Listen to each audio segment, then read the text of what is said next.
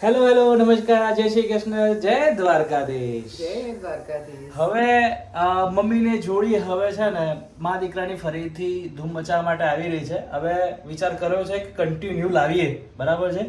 તો હવે આજનો પહેલો વિડીયો સ્ટાર્ટ કરીએ છીએ 2026ની અંદર.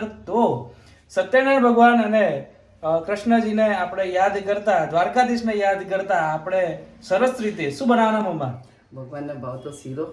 ભગવાનને ભાવતો જે સોજીનો શીરો છે એ કેવી રીતે બને છે ઘરની અંદર, અને ગુજરાતીના ઘરે કેવી રીતે બને છે, ખાસ કરીને અમારા ઘરે મમ્મી કઈ રીતે બનાવે છે એ તમને બતાવીશું. તો આવી જાઓ, વધારે વાત ના કરીએ અને ફટાફટ શું સામગ્રી વાપરવાની છે એ બતાવી દઈએ. મમ્મી જય દ્વારકાધીશ. જય દ્વારકાધીશ. હવે આજે શીરો જે આપણે સોજીનો બનાવવાના છે, તો કેવી રીતે બનાવશું, શું શું લાવવાનું છે એ ખાલી કહી દો. આ નાની આમથી વાડકી મેં સોજી લીધી છે, ચારીને ચોખ્ખી કરી લીધી છે અને એનાથી થોડી પોણી વાડકી આપણે ખાંડ લીધી છે. આ થોડી બદામ છે, આ એલચી છે અને આપણે આના અંદર નાખીશું ઘી. જે આપણું ચોખ્ખું ઘી. હા, જે આ ઘરનું બનાવેલું ઘી છે. ઓકે. આના અંદર મેં જરાક હળદર પણ નાખી એટલે સાધારણ એનો કલર પીળાશ જેવો આવે. બરાબર છે. એટલે અત્યારે આપણે 3 પાવડા જેવું ઘી નાખ્યું છે. જરૂર પડશે તો આપણે આગળ નાખીશું. અને લોખંડના કઢાઈમાં આપણે આ બનાવવાનું છે એટલે આપણને આયરન પણ મળી રહે.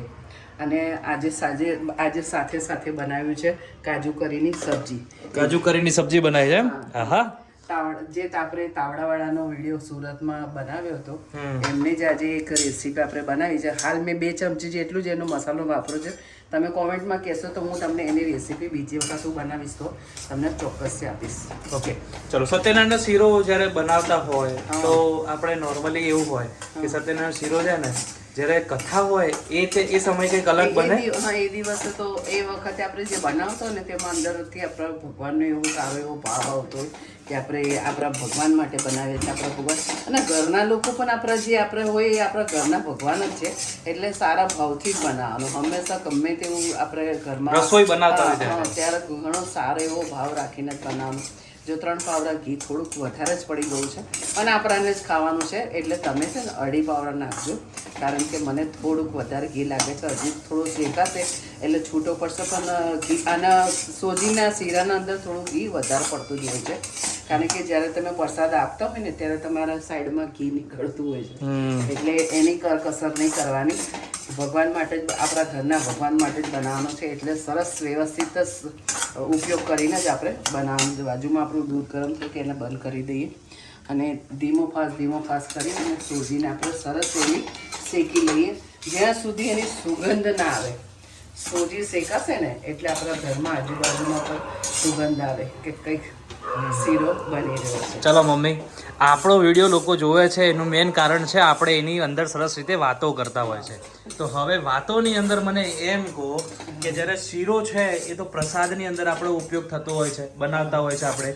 પણ હવે શીરાની શરૂઆત આમ નોર્મલી આપણે દંતકથાઓ પ્રમાણે કહીએ તો કેમ ખવાય છે અને કેમ બને છે? આ પચવામાં સહેલો છે અને ઋષિ મુનિઓને શું કે આવું જંગલ ભટકવું પડતું હતું.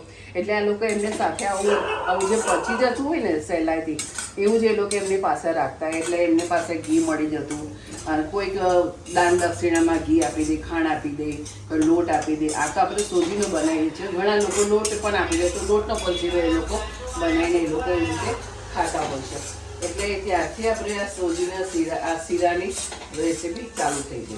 ઓકે, એટલે એવું કહી શકે કે ઓછામાં ઓછા મટીરિયલથી એક સરસ રીતે મીઠાઈ બનાવી જાય અને એ મીઠાઈ બનીને ભગવાનને અર્પણ કરીએ એટલે એક જાતે પ્રસાદ તૈયાર થઈ જતો હતો. બરાબર છે. શું વાત છે, સરસ વાતો કરી રહ્યા છે. અમે એવું પણ ઘણું વસ્તુ જગ્યાએ ઘરે હોતું હોય છે કે નવી જ્યારે વહુ આવે તો ઘરની અંદર મિષ્ટાન કંઈ બનાવવામાં આવે, બરાબર છે. તો એની અંદર શીરો બી મોટા ભાગે ઘણી જગ્યાએ હોય છે. શીરો બનાવે, કોઈ ખીર બનાવે, કોઈ બીજી કોઈ આઈટમ બનાવે, જેને વહુને જે અનુકૂળતા આવે. પછી સાસુની ફરમાઈશ ના હોય, વહુની જે ફરમાઈશ હોય એ રીતે. કારણ કે હવે યુગ બદલાયો છે કે સાસુ હવે ઠોપે કે ના આ જ બનાવવાનું એ ના ચાલે. હવે વહુની પસંદગી બનાવવાની, વહુના પસંદગીથી બનાવવાની છે. ચલો, બરાબર છે. સુધારો લાવવો જ પડે. હવે જો કદાચ વહુઓ જોતી હોય તો યાદ રાખજો, સાસુ જોતા હોય તો યાદ રાખજો. ચલો ભાઈ, હવે આ રીતેનું જે ઘી અંદર નાખી દો સોજીની અંદર, સરસ રીતે આખું હવે એની સુગંધ આવવાનું સ્ટાર્ટ થઈ ગયું છે. હા, શેકાઈ ગયો છે અને કલર પણ થોડો ચેન્જ થઈ ગયો છે. હવે આપણે એમાં નાખીશું ખાંડ. મને લાગે છે થોડી ખાંડ વધારે પડશે એટલે આપણે નાખીએ અને એના અંદર નાખીએ દૂધ. હા હા હા હા હા.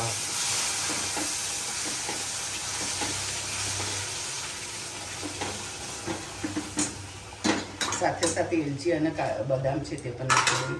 ઓકે.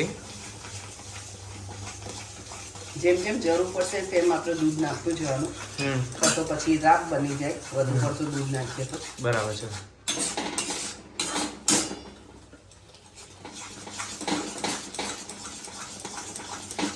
આમાં શીરો તો એકદમ સરસ રીતે આમ જે દૂધ આપણે નાખ્યું તો આમ હવે અંદર ભરાઈ ગયું. સાઈડમાં ઘી પણ આમ દેખાઈ રહી છે. હવે જસ્ટ ખાલી આની અંદર કોઈ આમ તુલસી નાખી દઈએ, ભગવાન અર્પણ કરો એટલે પ્રસાદ થઈ જાય. અરે વાહ.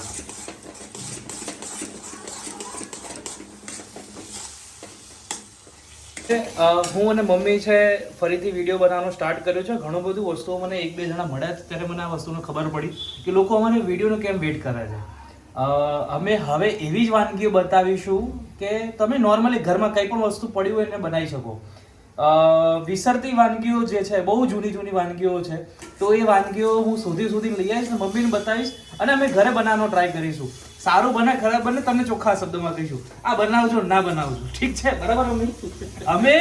અમે છે ને અલગ લેવલના વિડીયોઝ બનાવીએ છીએ એટલે મજા આવે. અમને છે ને આ વિડીયો અમને કોઈ મતલબ નથી કે આવું લોકોને આપણે કંઈ બતાવીએ ખવડાવીએ, પણ અમને એવું છે કે અમારા ઘરમાં કેમ બનાવીને તમે સુધી વાત પહોંચાડીએ, ઠીક છે? અને એના પાછળની કહાની કહેતા જઈશું. જેમ આજે સત્યનારાયણ શિરાની વાત કીધી કે જ્યારે જંગલની અંદર ઋષિમુનિઓ આપણા તપ કરતા હતા તો એમની પાસે ઓછામાં ઓછી સામગ્રીના લીધે જે બનતી મીઠાઈ એટલે શીરો, આ શીરાથી જે પ્રસાદ બનીને ભગવાનને અર્પણ કરવામાં આવતો તે ભગવાન પોતે ગ્રહણ કરતા અને ત્યાંથી શરૂઆત કહી શકાય કે આ શીરાની થઈ હોઈ શકે. બરાબર ને માં?